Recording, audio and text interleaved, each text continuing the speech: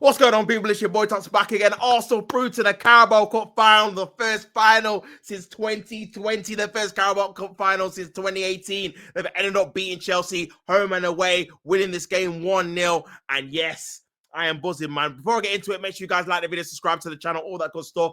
And yeah, let's get into the game. Well, I will say it was a terrible, terrible game. I can't lie. I think Arsenal, again, when I was watching the watch along, I was very, very frustrated with how I think badly we actually played, to be fair. I feel like we weren't progressive. We were very, very cautious in the game. Didn't really show anything going forward throughout the entire game, really. Only had a couple of chances in terms of Nkapie had a shot that was saved by Sanchez in the first half. And then in the second half, we didn't really actually do anything towards the end. And yeah, man, I was frustrated watching it, man. But again, that's a lot of nerves, a lot of obviously kind of past histories of Arsenal teams under Arteta not really doing the business in semi-finals, making sure they get to the final.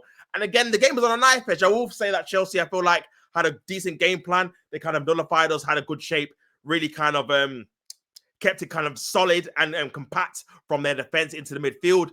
And yeah, their kind of game plan was kind of keep it 0-0 as long as possible, bring on their attacking players, and maybe they can nick one to put it into extra time, which again, after seeing Arsenal's obviously home record with them being basically really, really good, apart from dropping points against Liverpool 1-1.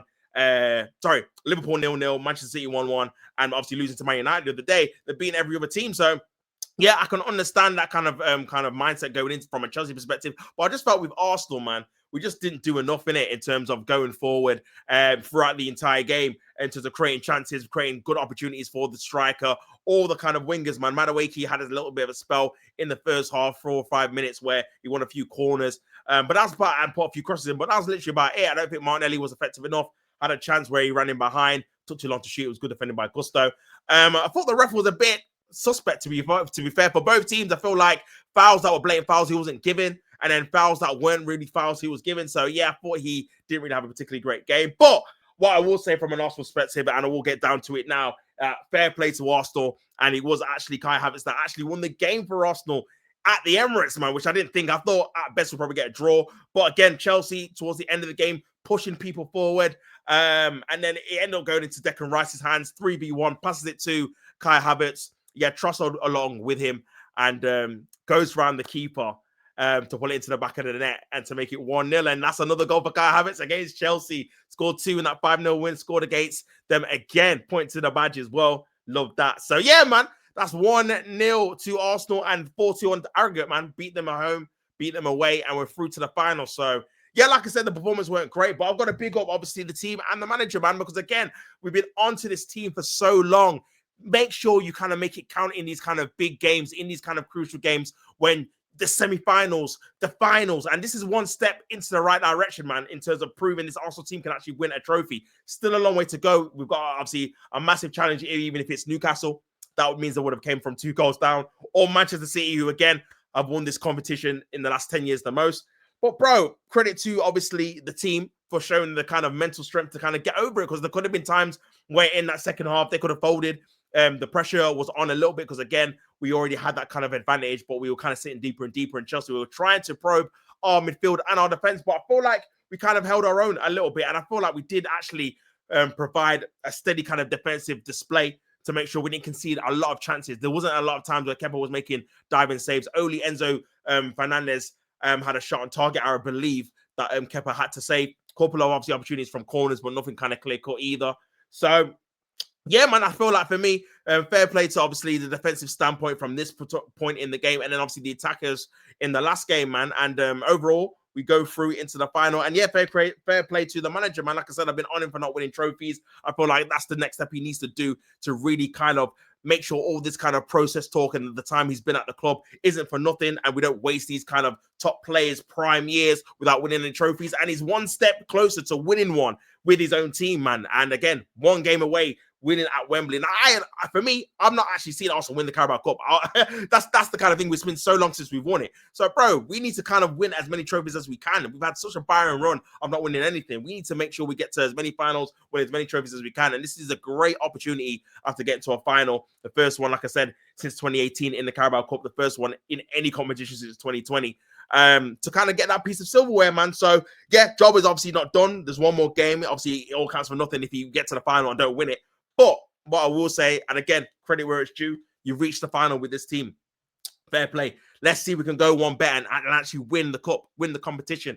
But yeah, overall, I feel like we did deserve over the 2 legs, even though, like I said, I'll reiterate, that game was a terrible watch. Like, I did the watch along for it. It wasn't great. I think both teams lacked a bit of quality in the final third and lacked a lot of urgency from our perspective. I know what Chelsea's game plan was trying to kind of gauge that sense of making sure Arsenal don't actually get anything from the game, and then trying to attack late on. But I don't think, obviously, it worked in the end. It just lacked a bit of quality towards the end. And I think Arsenal defended quite well.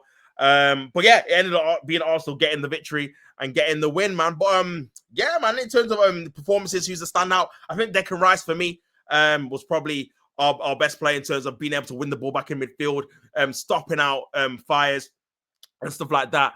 But yeah, I think our attacking players weren't really in the game, so I can't really rate them too highly, to be honest with you. But again, big up obviously Kai Havertz scoring against his former team. Another kind of goal against them as well. So he deserves credit for coming on and impacting the game and making sure we got the win. And to be fair, it was the last kick of the game as well. So it kind of eased the nerves, man. But yeah, we need to go on. We need to go on and win the trophy, man. I feel like it's going to be crucial. I feel like if we get that mental edge over Manchester City and win that trophy, it'll be a massive lift for not only the team, the manager, the fans, everyone involved with Arsenal Football Club. If we can go on and win that trophy, I feel like it would be a massive step in the right direction for us to try and win more trophies this season. That's the kind of the thing, man. So, yeah, man, Wembley, we're the famous Arsenal, and we're going to Wembley. Been a while since I've been able to say that, man. I can't even lie, man. But yeah, now I'm happy we got to the final.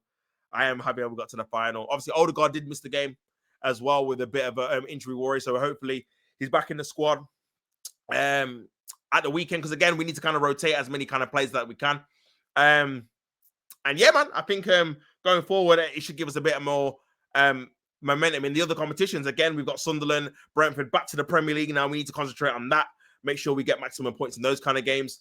And then we go into the kind of the stretch of the Champions League as well. So there's a lot of games on. FA Cup against Wigan too is another one, man. So yeah, it's a lot of games, man. We've not won the League Cup since 1993, so it's crazy.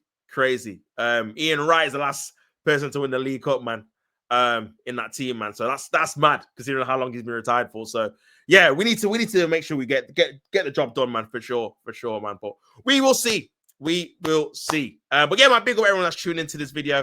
Make sure you guys like the video and subscribe to the channel. Make sure you put in your thoughts in the comments if you think Arsenal are going to win the Carabao Cup, if you think it's going to be City or Newcastle. And obviously they play tomorrow night. And yeah, man, on to Wembley. We're the famous Arsenal, and we're going to Wembley. Big up everyone that's tuned in. I'm Arsenal. I'm Tops. This is Arsenal. Don't hate to play at the game. Until next time, people, I'm out. Peace.